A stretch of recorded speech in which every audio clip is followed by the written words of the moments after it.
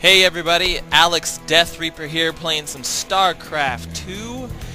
This is going to be a video how a Protoss player can defeat a walled-in Terran opponent. Now I'm playing up here as the red Protoss at the top of this map, and my opponent is Sanguinus, playing as the blue Terran at the bottom of the map. We're going to fast forward a bit through the beginning of this game, of course just gathering minerals, da-di-da-di-da-di. So anyways, this build, in a nutshell, is blinking stalkers into his base, the back of his base, via Hallucination, by getting sight of the high ground with a Sentry, and going to town on his base. So, what you first do is I build my pylon, of course, and I go, and my probe is out here looking for him. His SCV finds me right away. Now, one thing to note is I'm building a gateway right here, so he doesn't expect any sort of cheese tactic coming. He doesn't have to worry about cannon rush, which is super lame. He's not worrying about proxy 2 gateways. I find his base, and I'm like, oh look, big surprise, he's walling in, whatever. So I'm like, okay, I'm going to use a cool little tactic that I found out. Now,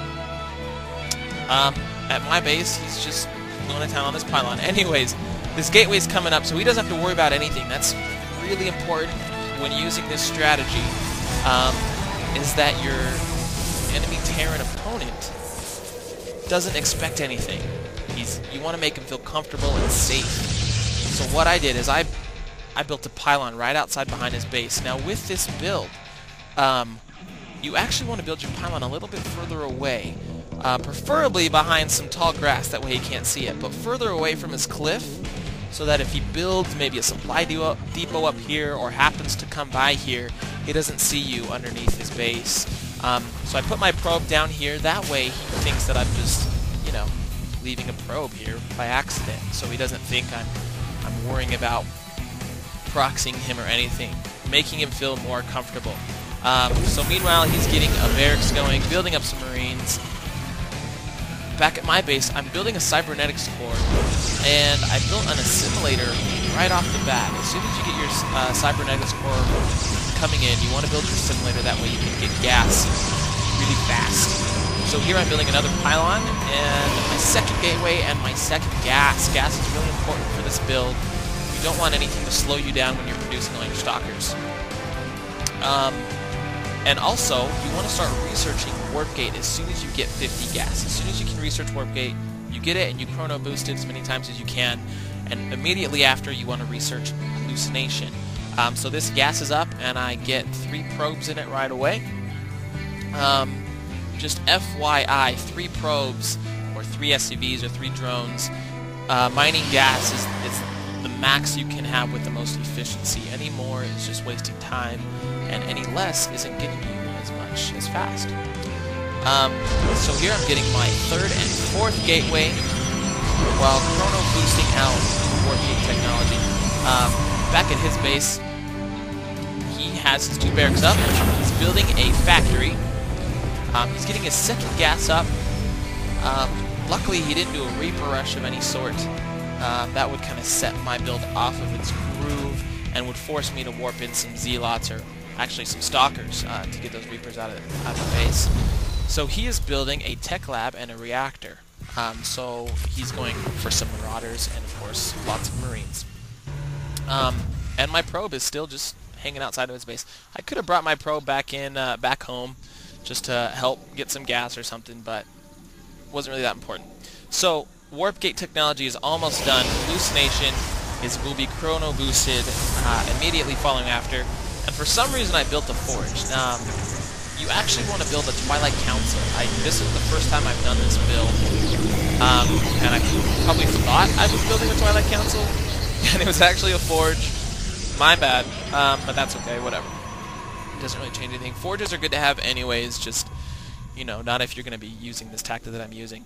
So as soon as warp gates are done, I researched this Sentry right away. The reason why you research a Sentry first is so that he gains enough energy for Hallucination. Because as soon as that Hallucination is done, you're going to be warping in your army up into his base, or actually blinking your stalkers into his base. So My Sentry's down here, getting some energy. Back at his base, he's getting his big ground army going up pretty quick. Here back home, I'm like, oh crap, I need to get my Twilight Council to get Blink. So that's what I'm doing right now. Hallucination is almost done. Continuing to mine lots of minerals. I have a lot of minerals, so I decided to build another gateway. Just in case this tactic does not work, I wanted to be safe to build up the defense. So here's my pylon and my Sentry. He has a starport, and he's building 2 medivacs. Here come in some stalkers, warping in 4 at a time. His medivacs, of course, I did not scout this. I didn't know that's what he was doing, but he will be doing a drop. He has this SCV at this watchtower, so he can see if I'm going to be sending in a ground army, which is smart play by him. The only thing that he did not do was scout around his base, which is a smart idea against any Protoss player if you're playing as Terran. So these medivacs are done, and he has his large army right here, all inside his base, feeling all warm and safe behind his wall. Meanwhile, I just warped in some more stalkers. Hallucination is finished, and here is where the fun happens. Let's take a look here. Oh yeah, Blink is not done yet, so Chrono Boost Blink to finally get finished, and that's when it all happens. So we're going to take a look at what my opponent sees. He does not see me outside here. He doesn't see anything, so he's going to go in for a drop. And luckily, he happens to fly right over all my stalkers. And if you notice, he's like, oh crap, and he clicks, click, click, click, click. He tries to get away, but his whole army is killed in 2 seconds. So I hallucinate my Phoenix, I gain vision of this high ground, I blink my stalkers up his cliff, and I go to town on his base. I actually feel bad for this kid. He just lost his whole army in 2 seconds.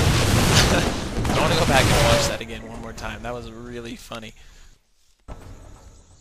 Oh, there's the explosion of his medivacs. We're going to go a little bit further back. I want to see that one more time. So this is Sanguinus. He's flying out. He sees my stalkers. He's like, oh shoot, fly away, and they get destroyed. That, ladies and gentlemen, was luck. That was just all luck. If he would have flown this way and didn't see my army, it would have just been a base race. He would have dropped right in my base. I would have had these guys here. But luckily, he happened to fly right above me. So I come in, I take out his little army he has left, and like any wise person, he realizes the end is near, and Sanguinus leaves the game. So that was it. That is a tactic that you can use as a Protoss player to defeat the walled-in Terran. Good luck to you if you try this, and if it fails, you're on your own. If it works, then you are welcome. This is Alex Death Reaper signing out.